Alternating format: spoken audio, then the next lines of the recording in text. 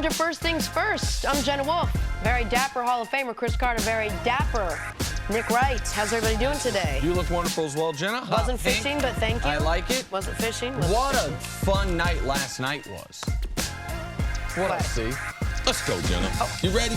Bap, bap. Let's do I'm it. getting very good at the dap. I am now walking down the street and randomly dapping folk. I feel terrible. That's what I'm like, dap You got me. a tremendous influence on you, Jenna. You really have, Tremendous. in so many ways. One of which was the fact that I stayed up way past my bedtime because second to the holidays, the draft is actually my favorite time of the year. Oh. I absolutely love it. I love watching when the calls come in, usually from the team owner or general manager. I love watching these kids get emotional. I love the families erupting. It's great. I love the expression on their face. I love what we talked about yesterday, the outfits they picked out, all of it. Yes. It makes me so It's a happy. special night. It's a special night. It's almost like a sports holiday. Yeah, No that's doubt about that's it. what it was. Absolutely. All right, so let's start right there with the first pick in the 2018 NFL Draft. The Cleveland Browns select, and a very pregnant pause, just long and dramatic enough for Browns fans to pray that this will, in fact, turn their luck around. So the Browns select Baker Mayfield. And we're going to talk about Baker in a second. At number 2, the Giants took Saquon Barkley. At 3, the Jets grabbed Sam Darnold. Couldn't believe their luck. Ohio State cornerback Denzel Ward went to the Browns at 4, again with their second pick. And Bradley Chubb went to the Broncos to round out their top 5. A bunch of surprises just within those 5 that not many predicted. But let's get back to Baker Mayfield. Cece, what do you think? We've been talking about this for weeks. Did the Browns finally get it right by selecting Baker Mayfield first overall? I believe the Browns did get it right. And it's not only because of the talent that I believe Baker has, it's also his personality. There's some other things that I think that will come out in trying to evaluate this player. Some people from Cleveland, they thought he had a photographic memory.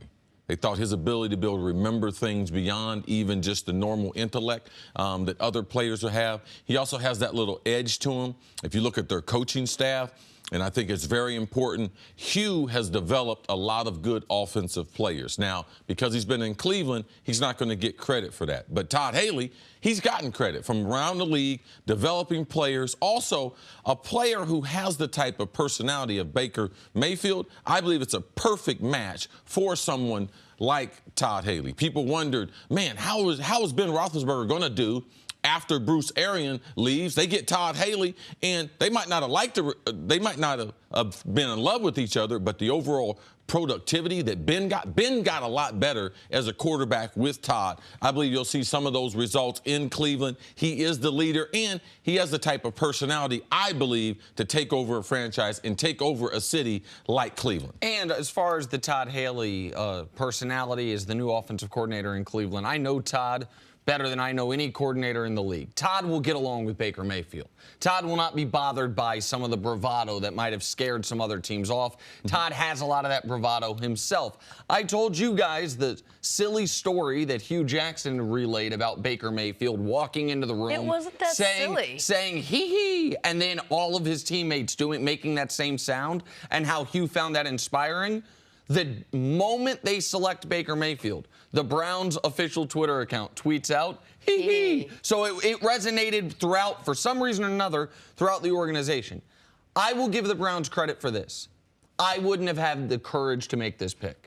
If I'm Cleveland, if I'm new GM John Dorsey, if I'm a team that has become the punchline of the league because I have whiffed on quarterbacks, sometimes because I've gone with the prototype in Tim Couch, sometimes because I've gone with the high upside guy in Johnny Manziel, if I would have gone with the safest guy. I think the safest guy was one of the 2 quarterbacks from Southern California, most likely Sam Darnold. They went with a guy who they think can be the best. And I'll add one other piece to this that I wasn't doing the math on until recently. We talk a lot about transitions from your starter to your backup, one guy grooming another guy. Tyrod Taylor's style of football is not terribly dissimilar to Baker Mayfield's.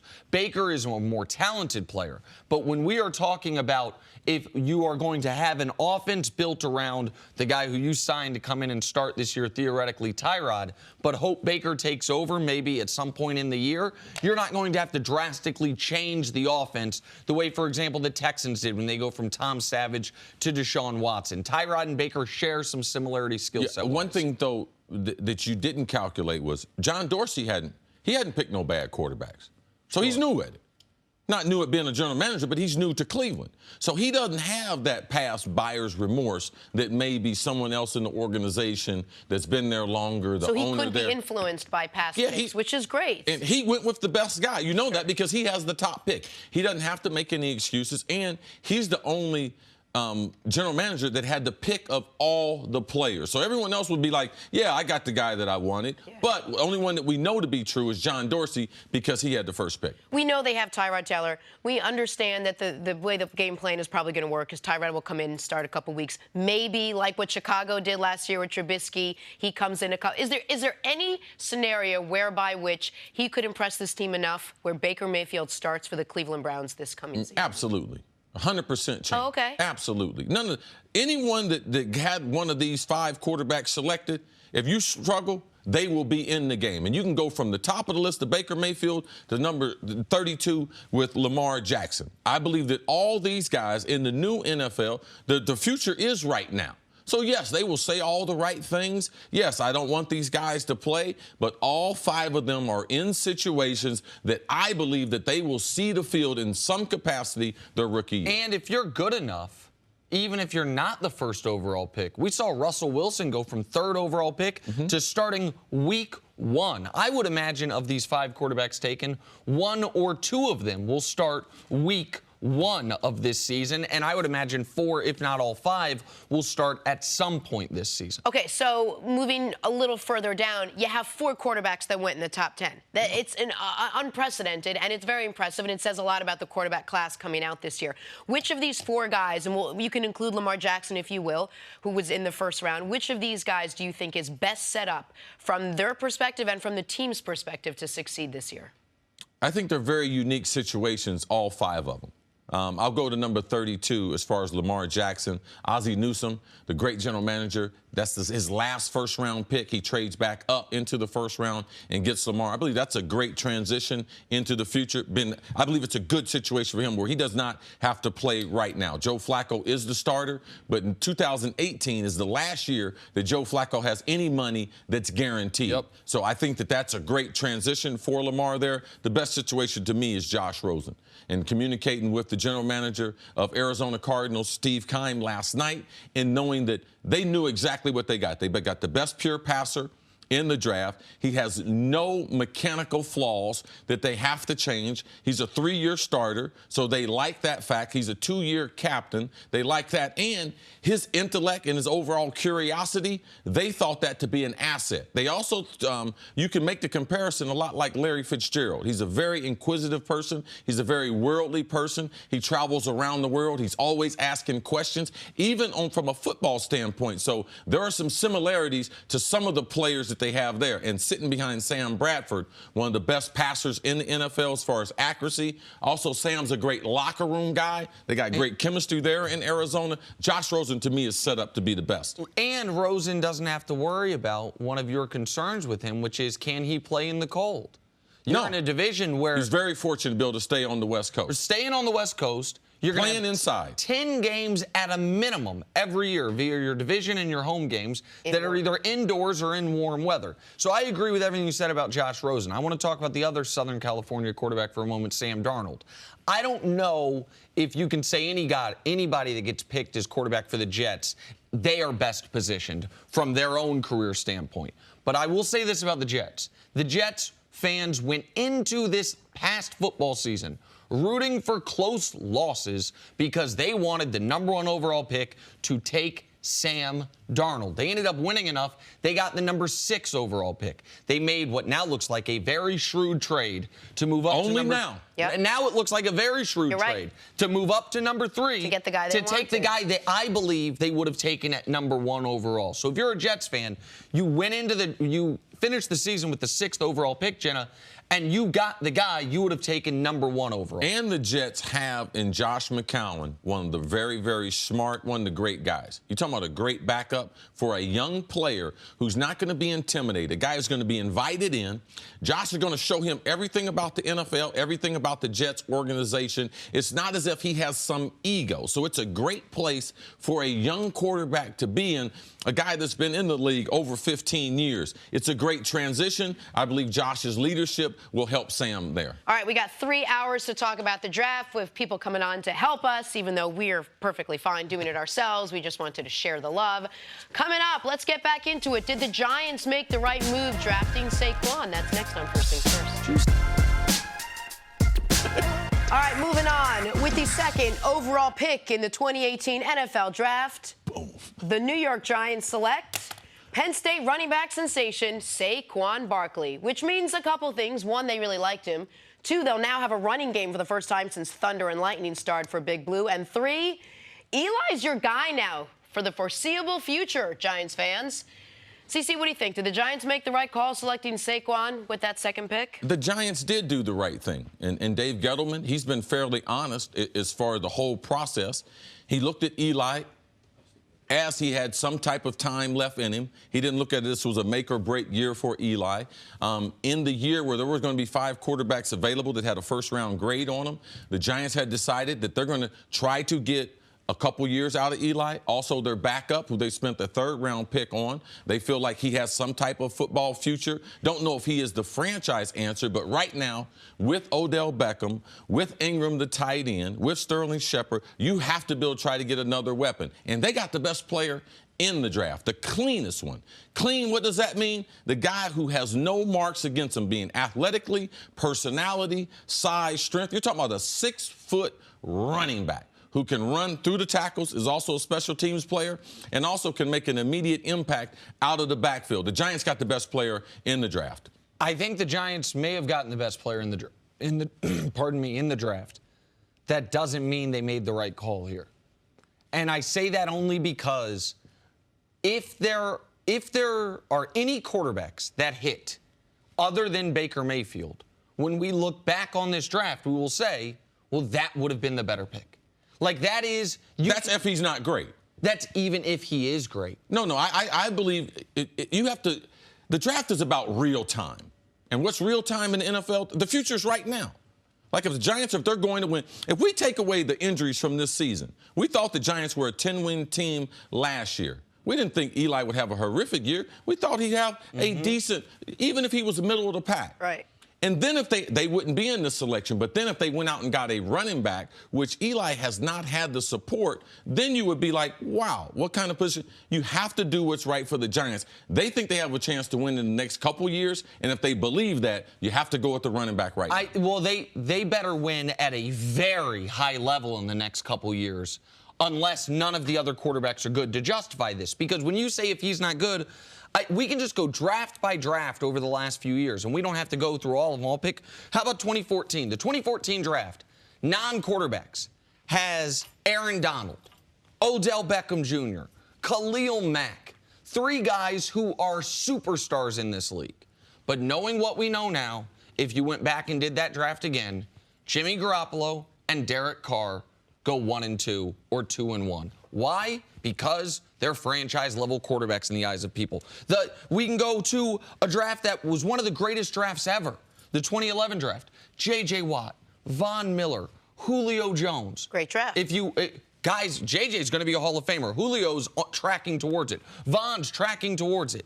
If you went and did that again, Cam still goes #1 because of the value of the quarterback. Cam's not tracking to be a Hall of Famer right now, but the value of the quarterback. And so I think you can pick the best player, but if you have an opportunity to take a quarterback and you don't, I went into it saying their best option was to take their favorite quarterback. Their second best option was to trade the pick. Dave Gettleman said people were just offering me popcorn and hot dogs for the #2 pick. I wasn't doing it. So like that's the rub. I understand why Giants fans be excited because for this year, he of course is the guy that can help them the most. Would it be safe to say then the Giants went with the safe pick? He was the safe pick. Most likely, the running back is going to have a fairly, as you say, seamless transition from college to the pros. Probably have a decent year. We don't know if it's a Zeke-type year, but he'll have a great year. But you don't know of those 4 quarterbacks going in the top 10. You say 1, maybe 2 of them will be busts. It's hard to know. Well, this is the thing. He has such a high rating on him that even Le'Veon Bell, he was a lot higher rating than him. He's as high or higher than Ezekiel Elliott. So you're talking about he's probably got one of the top 3 running back ratings that we've had coming to the NFL in the last 20 years. And if the quarterback, if you're not going to play him right now, which the Giants weren't going to do, because all these other quarterbacks that were drafted, it speeds up the clock. And all those other places don't have a 2-time Super Bowl champion. So you have to consider in real time. Everyone can look at the draft. If I could do the draft over, we wouldn't make no misses. NBA draft, NFL draft, tomorrow, of course we would do that. But it's in real time. And you have a 2-time Super Bowl champion that you believe has football in him. You need to get the best player. And that's what they did with Barkley. And that the football left in Eli is the other key here. Right. They have to be right that Eli can be a very productive player for the next 2 or 3, hopefully for them even 4 years, because you also have to take in the context of the conference. And there are 16 teams in the NFC. There are 15 teams that have younger quarterbacks who they believe are franchise quarterbacks. You can make the argument today that every team, as far as long-term optimism in the NFC, every team feels better positioned long-term than the Giants. So the only reason you're okay with that is if you think in the short term, we're going to go bust people in their head. We got Evan Ingram. We got Sterling Shepard. OBJ's coming back. We just added the highest-rated running back to come into the league in, what, a decade potentially? You have a guy that's going to protect you. You have Nate Solder in your lineup as well. But you also have to assume that the reason Eli didn't play as well last year or lost a step is maybe because Odell wasn't in the lineup. So there is no maybe. Absolutely. Him, okay, Brandon Marshall, the rest of, that team was decimated. The lack of a left tackle, the lack of protection. There's no quarterback in the NFL that could have played well under Eli's circumstances. I like what the Giants are doing and the fact that you can't put an equation on this.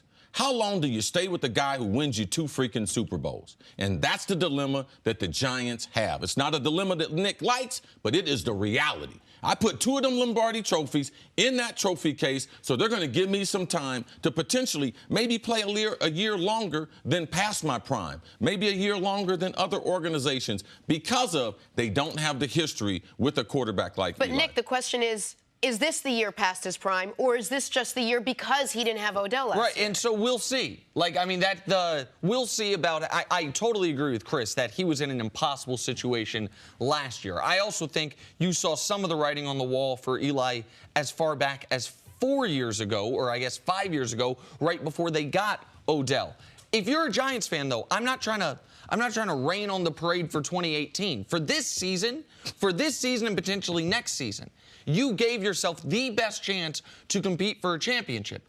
But if you top out the rest of Eli's era at 10 wins and a first-round playoff exit, then I think you look back and say, damn, could have had Darnold there and then Darius Geis, who's maybe 80% of Saquon at the top of the second round. You don't know if he's going to be there, though. You're playing everything after the fact.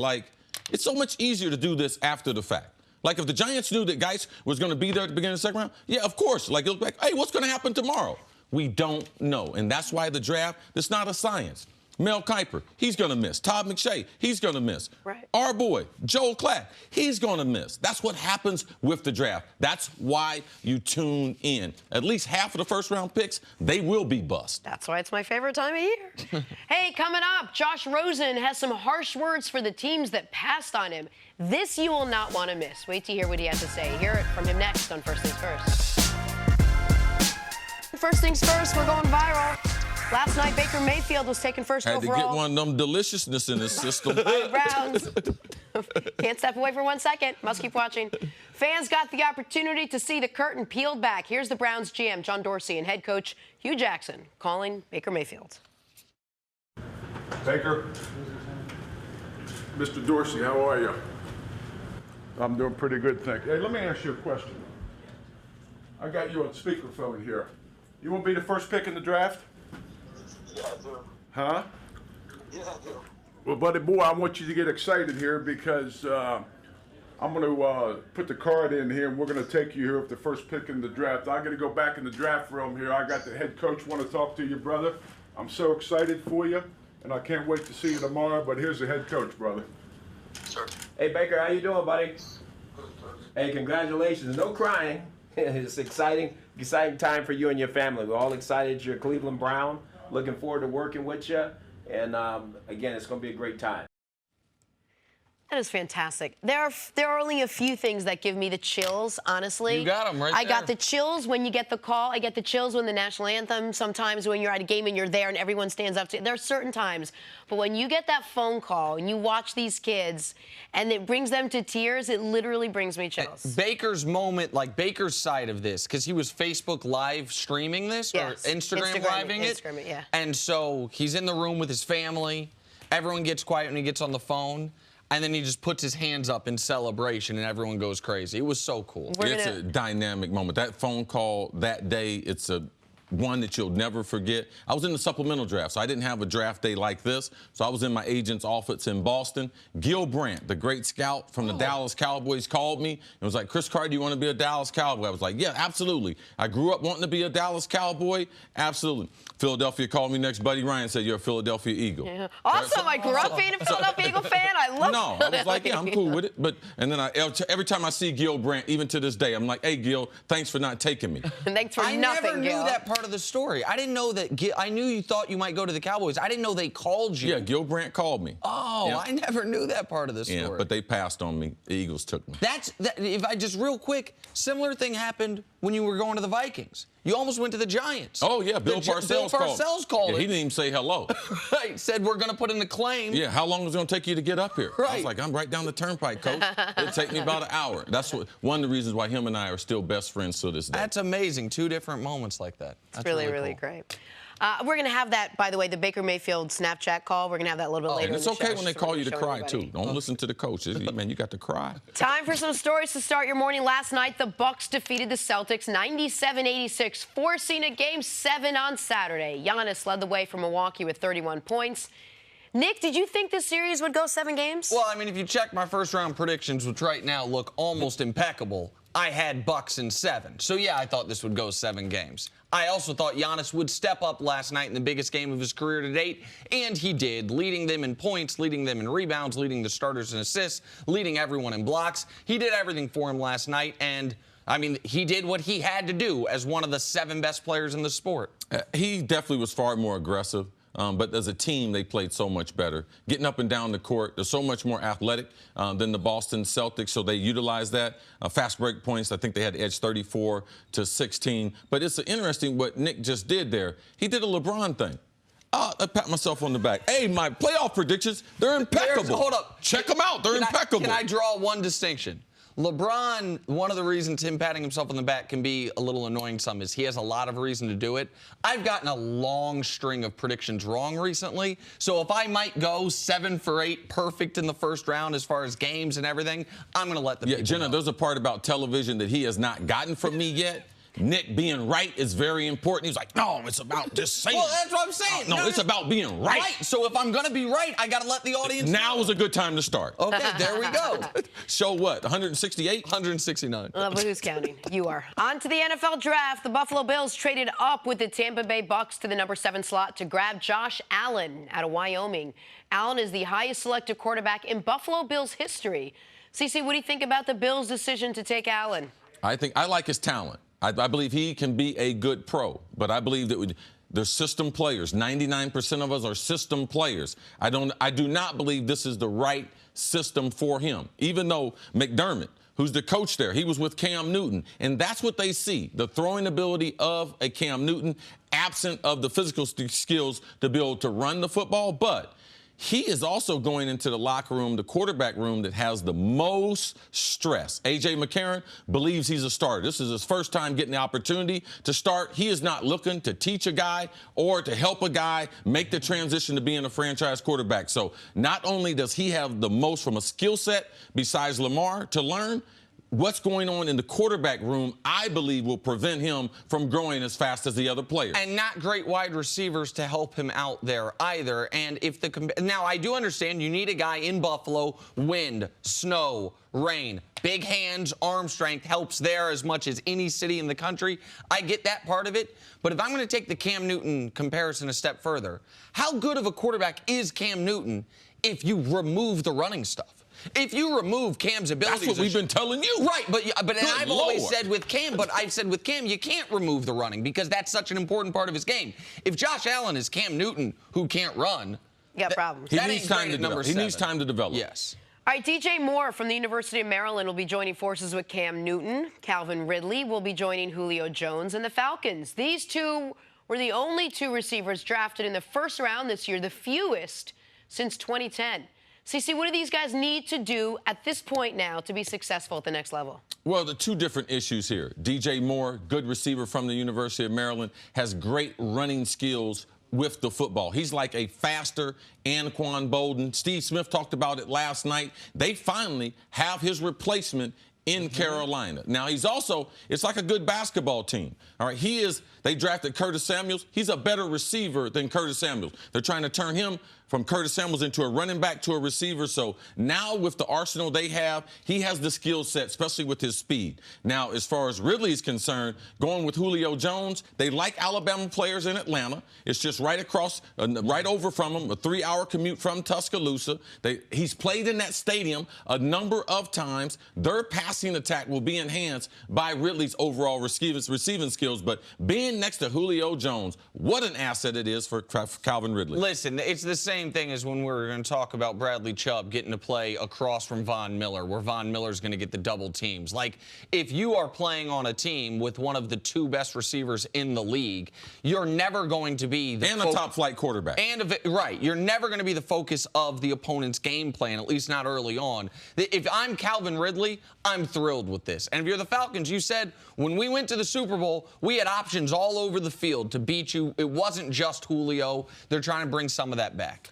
All right, North Carolina State defensive end Bradley Chubb was drafted 5th overall by John Elway and the Broncos, who many thought were going to try to trade up and get a quarterback. Von Miller was super excited about his new teammate yesterday.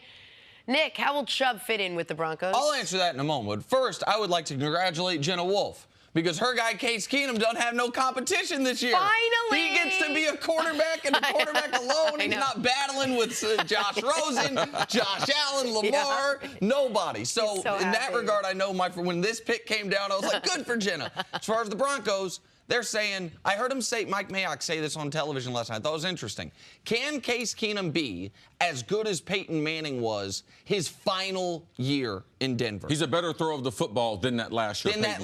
Now, Peyton had a lot pre-snap he could still do with his mind, essentially. But the way they won their Super Bowl was best defense in the league. So go get the best defensive player in this draft, certainly the best pass rusher in this draft. I understand it. I thought it was great value at 5. I didn't think he'd be there. Also interesting because Shane Ray was a first-round pick 4 years ago. They have to exercise his 5th-year option if they're going to be able to keep him beyond this year. But it lets you know, Denver realizes that if you go through the quarterback, that's your way to the Super Bowl.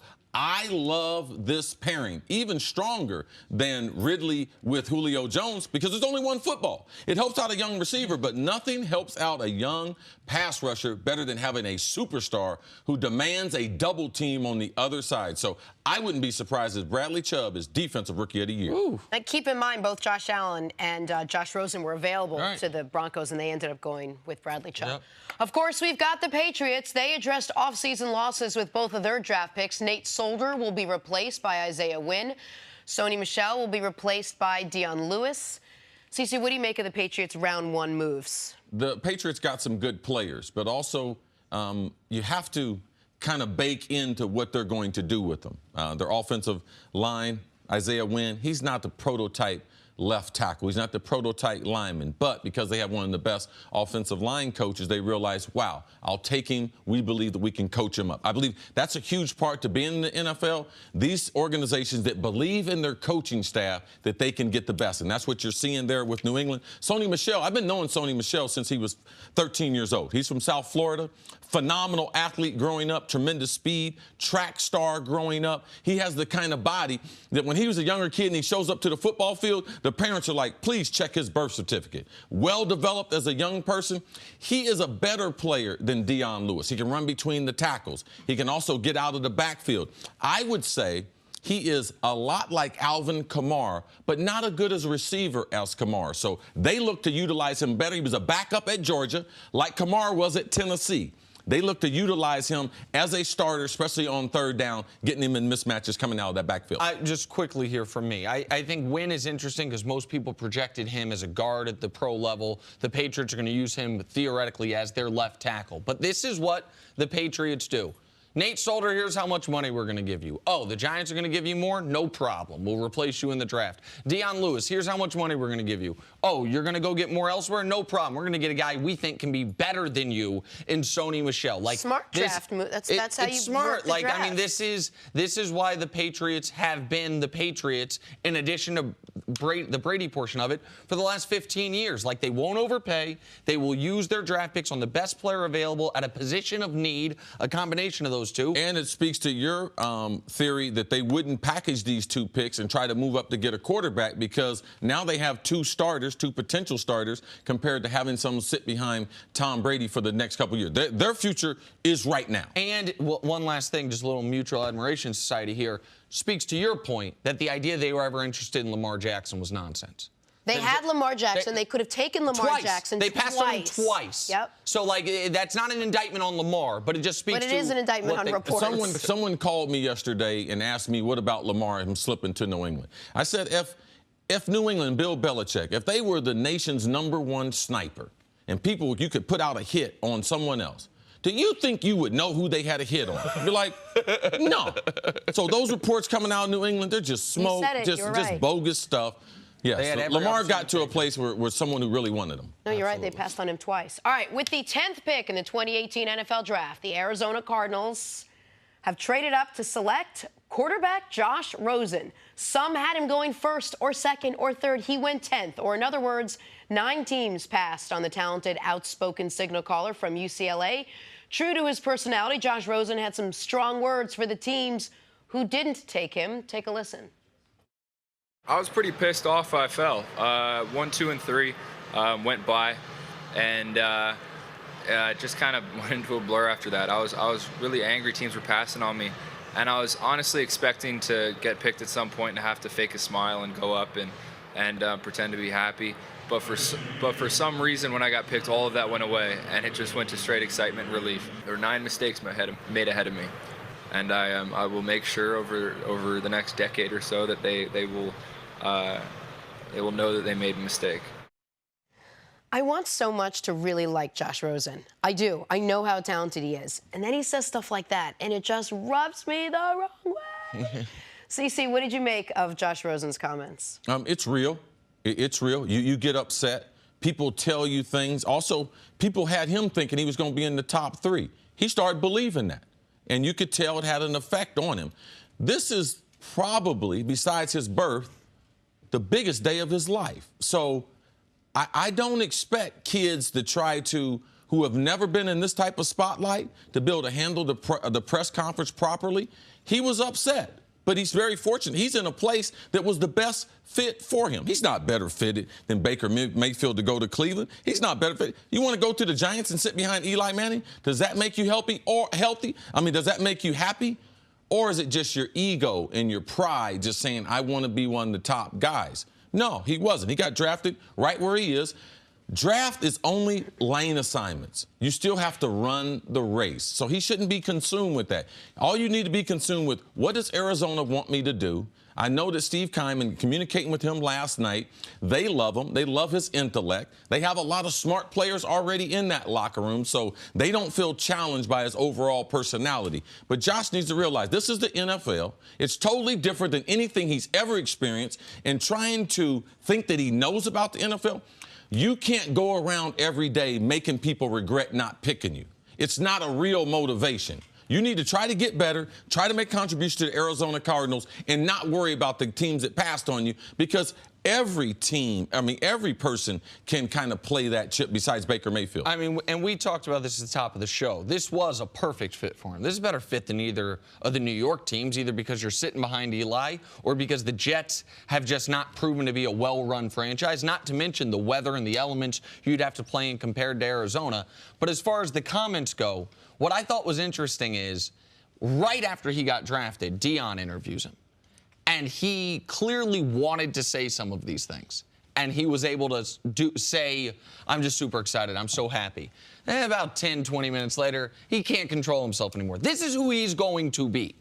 And it is putting a bigger target on his back for media members, I believe. I don't know about other players in the league, but as far as the media wanting the players in the league don't care. Right, but as far as the narrative surrounding him, there are going to be people he's rubbed the wrong way, so they will look for reasons to tear him down. But this also could be the beginning of a great story. Like Josh Rosen, if he ends up being right, if he ends up proving out to be as good as he believes he is, then there's no problem with it. Like I always prefer, and this is one of the places you and I differ, I prefer honest arrogance to false humility. I want to know who you really are. And Josh Rosen, more than any player I can remember being drafted in recent memory, has shown us who he really is. So I'm not going to knock a guy for that. And I happen to think if he can stay healthy, he is going to be the best quarterback. I think in life we present a version that's acceptable to people, even yourself, Nick. No one wants to be blatantly honest in every aspect of their life. He's immature. He doesn't understand what the NFL is about, and eventually that he will get that understanding. A lot of kids, they make the same mistakes, but you don't know what you don't know. People watch the NFL on TV. Oh, I know what it's like to be an NFL player. I know what it's like to be interviewed. No, you don't. They don't know what it's like to be passed over in the draft. They don't know it. And he might be right about his future, but about what happened in the draft, he's not right about. Barkley was the best pick for the Giants. Some of these other picks were the right picks for those teams. Like, all these teams didn't need quarterbacks. So trying to take it out on all these other teams, there are bigger obstacles than you slipping to number 10 in the draft. And two quick things. One, the self-control that you talked about, him not being able to control it with Deion, but letting it stew, and 10 minutes later he felt like he needed to say it. Those are some of the things that our analysts, that Mangini and those guys talked about, that these are the things he can't fully control and you hope he'll be able to do. And then number two, the other thing that puts him in a great position is who's he competing against? Sam Bradford? Like, he's in a great position right now to just, for lack of a better term, shut up, prepare, practice, get ready to go, and be your starter when And Sam will be a great asset for him. Arizona, they told me last night they don't plan on him playing unless Sam gets hurt. But with Sam Darnold. With Sam Bradford. Yeah, Sam Bradford. But the chance of him getting hurt, real high. Pretty good. He's got the Kawhi Leonard of injuries. Hey, coming up, Jaguars star and Josh Rosen's UCLA teammate Myles Jack joins us in studio. It's next on First Things First.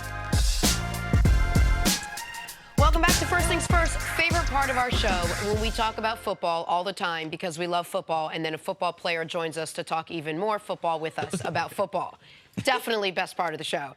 Jaguars defense helped lead them all the way to the AFC title game last season. One key component to that unit was linebacker Myles Jack, who had 66 tackles on the year. Big ol' smile in so doing. He joins us now. Hey, Myles, how are you? Thank you so much. Welcome. Yes, sir. Myles, we are talking all morning, obviously, about the draft last night, and I opened up the show talking about just the excitement and the spirit of it and what it means, because after this, all you're going to talk about is football. But right before it happens, it's the excitement and anxiety. And I'm sure you have a draft story. Everyone seems to. You're not that far removed from it. Talk to us a little bit about your draft experience. Obviously, I didn't go where, I thought I was going to go. But at the end of the day, you go where you're supposed to go. And I think that's the hardest thing, those first 24 hours, 48 hours is, okay, I got drafted where I got drafted. And maybe you wanted to be a pick or two higher. So you just got to kind of accept your reality, and really the main thing is getting your foot in the door and getting a job. I think that's the biggest thing. Wait, tell everyone why, because you were injured and then you started slipping. So explain to the audience why. Yeah, so pretty much my story is apparently I was projected to go round one pretty high, and I had an injury in college, and then a whole lot of speculation came out about my knees and everything, and if I was able to play for longevity, and if it was worth all the money, and so I ended up slipping around too, and I've been playing ever since. So you can relate to someone like Josh Rosen, someone you know from UCLA where you went, and he slipped to number 10. Right. What's the message, or Give us something about Josh Rosen that you think potentially will lead to him being a great player, because you know him better than most of us. Right. Obviously, you guys showed the segment where he wasn't too happy where he went. And I think the thing with Josh is he's a gamer, and I think it'll motivate him. Obviously, you know, going top 10 isn't that bad. You know what I mean? So, you know, that's not too bad. But I think it'll motivate him. And if that's what it takes to put a fire underneath him, I think it'll be a positive thing he can turn it into. Your last year at UCLA was his first, and we're not going to spend a ton of time talking about him, but you mentioned when you were walking on, you have a great story about Josh. I didn't know if you can share it. Just pretty much, man, Josh is just a kid. When he came on campus, that same confidence, that same demeanor that he showed on camera, I mean, that's who he is. That's Josh. He's going to tell you how he feels at that exact moment. He's not going to sugarcoat it. And, I mean, he's blunt, so he's going to give you guys a lot of great content. So yeah, he is. Yeah, you know what I mean? So he'll be a great quarterback to follow in the NFL. All right, so let's talk about the Jags for a second. You guys are one game away from the Super Bowl. When you look back on last year, do you look at it as a disappointment because you came a game shy, or do you look at it as a success because you got that far? And that's the thing, you know. Obviously, after you lose a game, your emotions are high and everything. But looking back, how far we came, and just now that people are wearing Jags gear in public and people are screaming Duval when you walk out in public, I think we've given the city of Jacksonville pride. So Duval happens to be Duval County, where Jacksonville is, there in northern part of Florida. Yes, sir. So, yeah, man, we were 6 minutes away, and the biggest thing I took from that game is playing New England up in New England is the game's not over till it's over. And I think we just got to play all 48 minutes. Right. If we go back to that New England game, because you mentioned it, what about that controversial play? Was it a fumble? Great athlete made a play. Give us some insight on what happened in that in real time. In my perspective, I saw what was going on. Dion Lewis didn't see me coming behind, so I went for the strip. When I stripped it, I tried to kind of stay away from Dion and not get touched by him, let the ball roll on my chest, if you can kind of see it on the replay. And then I picked it up, and I was ready to go, but then I heard the whistle, and you know they called it down. We tried to get it back to our offense, and you know we didn't capitalize on it. After finishing a season like that, a lot of people around the NFL, the Jags are on the radar now. Right. I mean, you guys got a swagger, you got some defensive stars. You being one of those stars.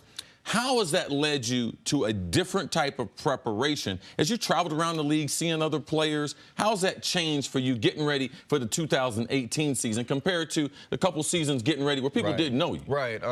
You know, now it's no secret. You know what I mean? People know our defense is real. People know we'll put our offense in situations where they can score. They know it's going to be a battle. So moving forward, we got to know that we're going to get teams' best games. Teams are going to look at us how we looked at New England. You know what I mean? Or any other Pittsburgh Steelers. They're going to get up for it. So we're not going to shock anybody next year at all. You mentioned the Steelers. What do you think you guys had right about the Steelers that the rest of the league didn't? The Steelers were awesome all year against everyone but you guys. I mean, what do you think there was there? Man, it's just a feeling that when we woke up that morning, man, it was just when you looked in guys' eyes in the locker room, we were ready to go. It was no doubt in our mind that we knew we were going to be in for a battle, and it was going to be a hell of a game, man, and that's what it turned out to be both times. And I think we just, on those specific days, we just wanted a little bit more than they did. When people talk about Jacksonville, they dish out a lot of credit. One of my favorite coaches all time in the last 30 years around the NFL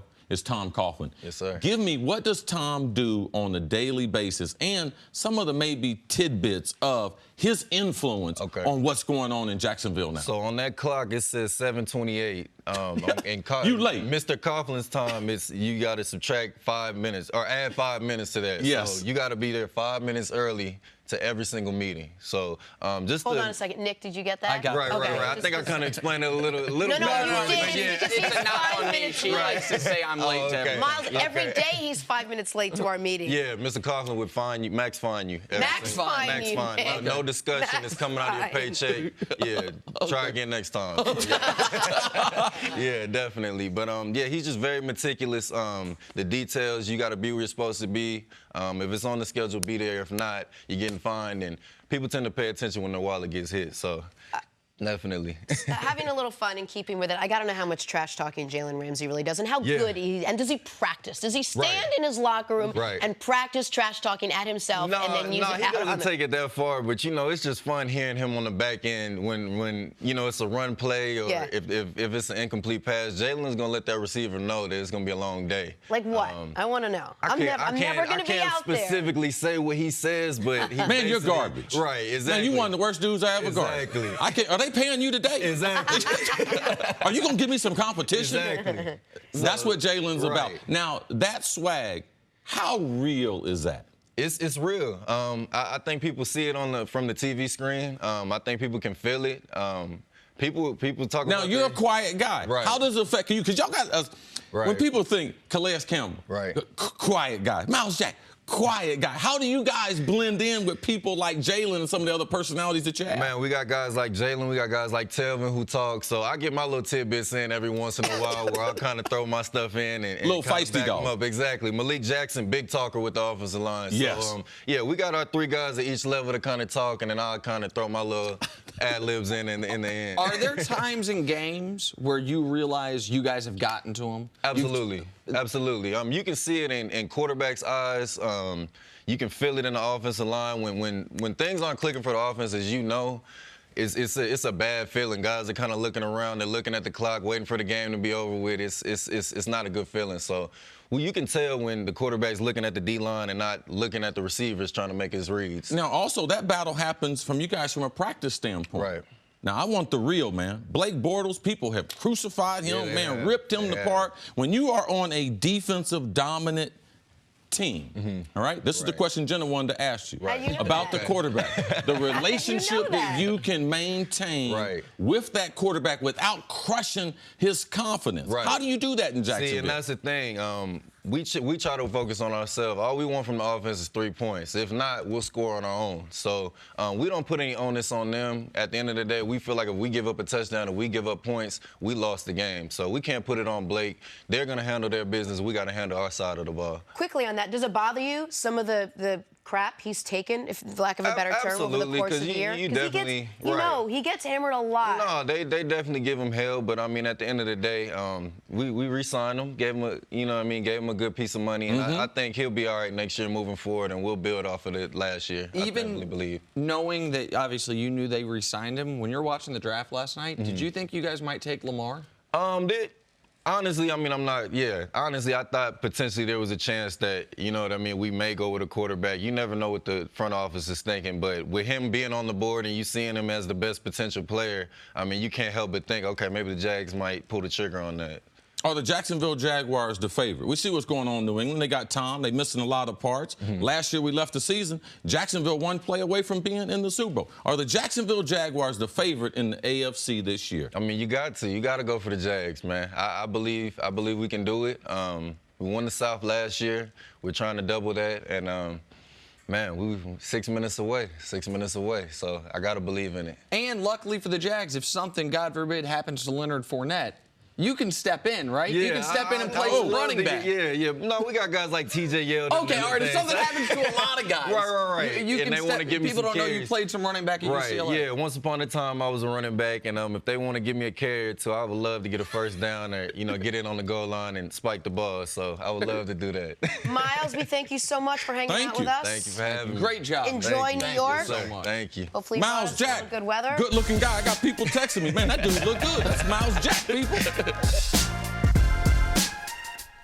Welcome back to First Things First. We're joined by NBA analyst Cris Broussard. Hey, Chris. Hey. See you, brother. How man, always. Basketball to talk about, just a little. There's actually just a little bit of basketball to talk about last night. It was a quiet But it was a night big fun night of NBA playoff basketball, which will happen tonight. Big night of kale chips and high-protein yogurt dips at Nick's house, if anyone's going to join us. Let us preview the Thunder Sounds so awful. Jazz series, and we'll go outside together and get a Myles. Black and Do your thing, Jenna. Game 6 in Utah. Thank you very much, Chris. Game 6 in Utah. It's win or go home for the Thunder. They're going to keep looking to get their disappointing season moving along. Westbrook and Paul George carried OKC to victory on Wednesday with a combined 77 points in a 25-point comeback. Chris, what do the Thunder have to do to complete the series comeback? Well, first, they have to let Russ be Russ. And, I mean, I think they would let him do it. But he has to just play his game. Don't worry about doing anything else. The 2 games they've won in this series, he's been a volume shooter. 25 shots, game 1, 39. I don't want him necessarily taking 39. But he's going to be in that range. Yeah, he has to be himself. I think he has to attack the basket, try to get Gobert in foul trouble. It's tough finishing with Gobert in there. If you can get him out of there, that will help him. And he can't fall in love with the 3. Because he's not a good three-point shooter. No. He was hot. I think he was just desperate. He's hot in game 5, but that's not his forte. If it's going, great, but otherwise, man, attack the basket, stay in the mid-range. And I think they have to look at it like we got 2 stars, and that's George and Russ. The other guys, you play who's hot. Yes. You play what's going well, and that's what they did last game. So there is no rotation when we start. If Melo, if it's not working with him in there, then I'm sorry, I got to sit him down. Well, so Melo was only on the court for around 60 seconds during that enormous run, and it was the beginning of the run. For the entirety of the last 7.5 minutes of the quarter, he's on the bench when they go on that run that saved their season. I said yesterday or day before, whenever it was, that I would consider starting Alex Abrinas in Game 6, your biggest game of the year. I got some pushback from people saying the politics within the league, what that would do for Billy Donovan if you do that to Carmelo Anthony at this point in the year. I didn't totally understand that criticism, but you are much more connected to the politics within the league. Like, is that a real thing that Billy Donovan's got to consider? How is this going to affect guys wanting to play here? How is this going to affect relationships? Like, to some extent, I mean, it's somewhat different because, look, Melo, anybody with eyes sees that Melo is not what he used to be. He's not even half of what he used to be. Not even close. And that's not even a slight on him. He's in his 15th year. Dwayne Wade, Chris Bosh isn't even playing. Like, that. This is not unusual. What's unusual is LeBron, who he probably gets compared to. So, but, yeah, there is some reality to that. But I would not change the lineup. Okay. I would start him, but I'm not going to be hesitant to have a quick leash if I have to get him out of there. What's the difference? Why? I think at this point in the series, there's no need to change the starting because you don't know that Alex Abrinas is going to be great. No, in a game 7, Game 6. Yeah, Game 6. I mean, go with Melo. I think it's fine to start him, but if it's not working, you go with somebody else. And more importantly, you don't approach the game with the mentality that we have 3 stars, because you don't. You approach the game with the mentality as you have 1 superstar and 1 awesome number 2 in Paul George. Like, if George is cold, I'm still riding with him the whole night, right? Because he might get hot. Same with Russ. Not so with Melo, and that's the difference. Now, Melo has to have the type of attitude in a game like this is whatever I have to do. If it's being a ball handler, if it's playing defense, if it's rebounding, because that's the way they're going to be able to continue this streak, this winning streak, and be able to get it back to OKC. But what becomes important, after a 25-point comeback, that first quarter becomes important. If you let Utah, if you let the fans, you let these young players regain their confidence, because it's been a tale kind of 2 different places. They did win the big game there in OKC, but they played tremendous at home. So I just believe those first 12 minutes, we can't forget what happened. We're not even supposed to be playing Game 6.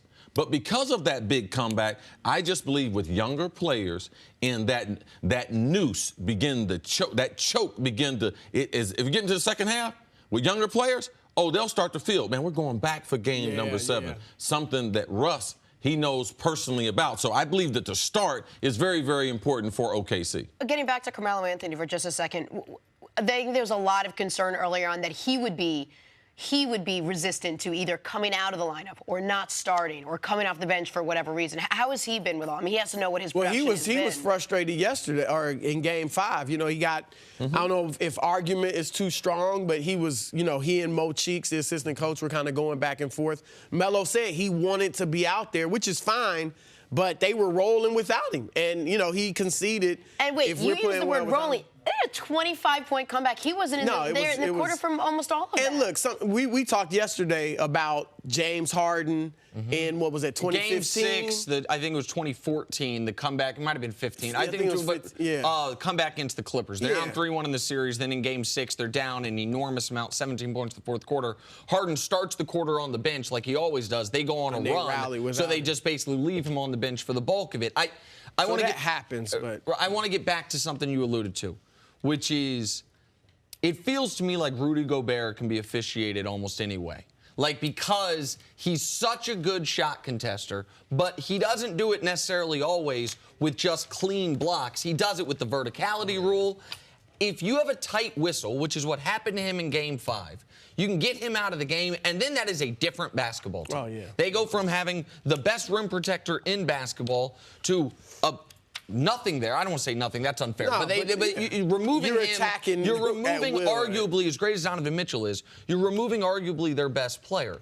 So something to watch in this game, and if I were OKC, I would challenge him early, even if it means some empty possessions early. I think it'd be worth being down 6 early if you get 2 fouls on him. Like, I would try to get him in foul trouble for the second consecutive game. No question. And that's a great point because you got to go at him. And as you said, if you get down big, not even as big as they were in Game 5, but you just get down big, you're not coming back in Utah.